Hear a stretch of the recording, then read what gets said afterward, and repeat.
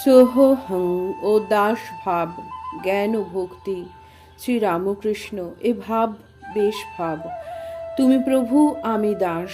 যতক্ষণ দেহ সত্য বলে বোধ আছে, আমি তুমি আছে, ততক্ষণ সেব্য সেবক ভাবি ভাবি ভালো। আমি সেই, এই বুদ্ধি ভালো নয়।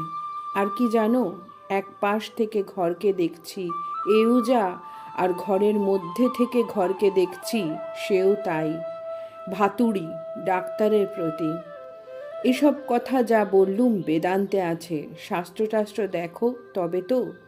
ডাক্তার: কেন, ইনি কি শাস্ত্র দেখে বিদ্বান হয়েছেন? আর ইনিও তো ওই কথাই বলেন, শাস্ত্র না পড়লে হয় না। শ্রী রামকৃষ্ণ: ওগো, আমি শুনেছি কত। ডাক্তার: শুধু শুনলে কত ভুল থাকতে পারে, তুমি শুধু শোনো নাই। আবার অন্য কথা চলিতে লাগিল। ইনি পাগল, ঠাকুরের পায়ের ধুলা দেওয়া। শ্রী রামকৃষ্ণ ডাক্তারের প্রতি: আপনি নাকি বলেছ ইনি পাগল, তাই এরা মাস্টার ইত্যাদির দিকে দেখাইয়া তোমার কাছে যেতে চায় না। জয় ঠাকুর।